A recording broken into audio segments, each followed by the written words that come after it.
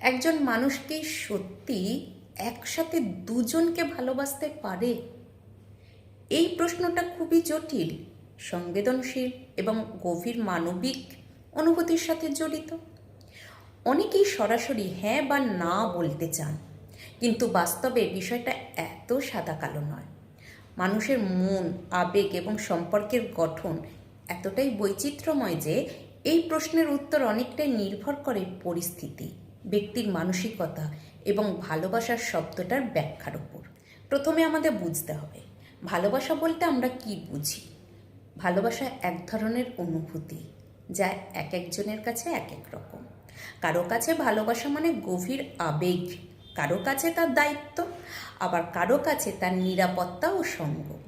এই ভিন্ন ভিন্ন দৃষ্টিভঙ্গির কারণেই একজন মানুষ কখনো কখনো একাধিক মানুষের প্রতি আলাদা ধরনের টান অনুভব করতে পারে। যেমন একজন মানুষের সাথে হয়তো তার গভীর আবেগিক সংযোগ, আরেকজনের সাথে বুদ্ধিবৃত্তিক মিল বা মানসিক স্বস্তি। এই দুই অভিজ্ঞতাই তার কাছে ভালোবাসা মনে হতে পারে। অনেক মনোবিজ্ঞানী বলেন মানুষের আবেগ একমুখী নয়, আমাদের ভেতরে একই সময় একাধিক অনুভূতি কাজ করতে পারে। তাই তাত্ত্বিকভাবে একজন মানুষের পক্ষে একাধিক মানুষকে ভালোবাসা সম্ভব। তবে এখানে একটা গুরুত্বপূর্ণ প্রশ্ন আসে, এই ভালোবাসা কি সমান গভীর ও সমান দায়বদ্ধ? অধিকাংশ ক্ষেত্রে উত্তরটা না, কারণ সত্যিকারের ভালোবাসার সাথে জড়িয়ে থাকে সময়, মনোযোগ, প্রতিশ্রুতি এবং দায়িত্ব, যা একাধিক মানুষের মধ্যে সমানভাবে ভাগ করা বাস্তবে খুবই কঠিন। আর একটা গুরুত্বপূর্ণ দিক হলো আকর্ষণ এবং ভালোবাসার পার্থক্য।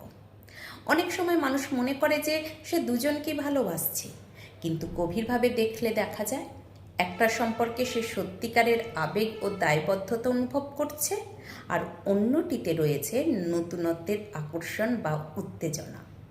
এই নতুন অনুভূতিটা এতটাই তীব্র হতে পারে যে সেটাকে ভালোবাসা বলে মনে হয়, কিন্তু সময়ের সাথে সাথে এই আকর্ষণ কমে গেলে মানুষ বুঝতে পারে সেটা আসলে স্থায়ী ভালোবাসা ছিল না। তবে কিছু ক্ষেত্রে সত্যি একজন মানুষ দুজনের প্রতি গভীর আবেগ অনুভব করতে পারে।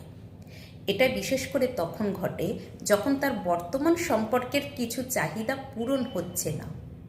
ধরো একজন সঙ্গীর সাথে তার দীর্ঘদিনের সম্পর্ক রয়েছে, যেখানে আছে নিরাপত্তা, অভ্যাস এবং দায়িত্ব, কিন্তু সেখানে হয়তো আবেগের ঘাটতি আছে। অন্যদিকে নতুন কারো সাথে সে সেই আবেগিক সংযোগ খুঁজে পায়। তখন তার মনে হয় সে দুজনকেই ভালোবাসে, একজনকে স্থিতিশীলতার জন্য আর একজনকে আবেগের জন্য। কিন্তু এখানেই আসে নৈতিকতা এবং বাস্তবতার প্রশ্ন। ভালোবাসা শুধু অনুভূতির বিষয় নয়, এটা একটা দায়িত্ব। যদি একজন মানুষ একসাথে দুজনকে ভালোবাসার দাবি করে, তবে তাকে ভাবতে হবে সে কি দুজনের প্রতি সৎ ও ন্যায্য থাকতে পারছে। বেশিরভাগ সময়ই এর উত্তর হয় না, কারণ এই ধরনের পরিস্থিতিতে একজন না একজন আঘাত পায়, প্রতারিত হয় বা অবহেলিত বোধ করে। ফলে এই ভালোবাসা অন্যের জন্য কষ্টের কারণ হয়ে দাঁড়ায়। সমাজ ও সংস্কৃতিও এই প্রশ্নের উত্তরে বড় ভূমিকা রাখে। অধিকাংশ সমাজে একসাথে একাধিক মানুষকে ভালোবাসা বা সম্পর্ক রাখা গ্রহণযোগ্য নয়। এর পেছনে কারণ হলো এটা সম্পর্কের স্থিতিশীলতা ও বিশ্বাসকে নষ্ট করতে পারে। তবে কিছু সংস্কৃতিতে বা কিছু বিশেষ সম্পর্কের ধরনে, যেমন ওপেন রিলেশনশিপ, এই বিষয়টা ভিন্নভাবে দেখা হয়। সেখানে পারস্পরিক সম্মতি ও স্বচ্ছতার ভিত্তিতে একাধিক সম্পর্ক থাকতে পারে। কিন্তু এই ধরনের সম্পর্ক সফল করতে হলে প্রচুর পরিমাণে সততা, বোঝাপড়া এবং মানসিক পরিপক্কতা প্রয়োজন। আর একটা দিক হলো মানুষের মন অনেক সময় বিভ্রান্ত হয়। যখন কেউ নতুন কারো প্রতি আকৃষ্ট হয়, তখন তার মস্তিষ্কে ডোপামিন ও অন্যান্য ফিল গুড হরমোনের প্রভাব পড়ে, যা তাকে অত্যন্ত উত্তেজিত ও আনন্দিত করে। এই অনুভূতিটা এতটাই শক্তিশালী হতে পারে যে সে মনে করে সে নতুন করে প্রেমে পড়েছে। কিন্তু এই অবস্থাটাও অনেক সময় সাময়িক হয়।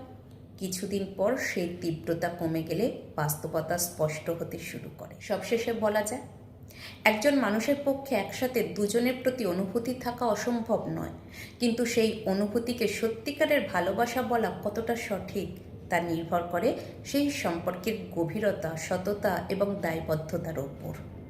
অধিকাংশ ক্ষেত্রে এটা ভালোবাসার চেয়ে বেশি একটা মানসিক দ্বন্দ্ব, যেখানে একজন মানুষ নিজের চাহিদা, অভাব এবং আকর্ষণের মধ্যে আটকে যায়। সত্যিকারের ভালোবাসা সাধারণত এমন একটা জায়গায় দাঁড়িয়ে থাকে যেখানে একজন মানুষ তার সঙ্গীর প্রতি সম্পূর্ণভাবে প্রতিশ্রুতিবদ্ধ থাকে এবং সেই সম্পর্ককে সম্মান করে।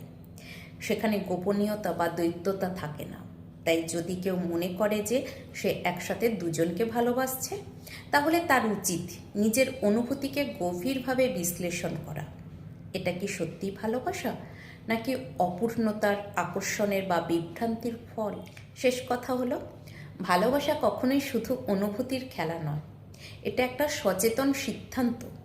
আর সেই সিদ্ধান্ত যদি অন্য কারো কষ্টের কারণ হয়, তাহলে সেটা ভালোবাসা হলেও তা সুস্থ বা সঠিক ভালোবাসা নয়।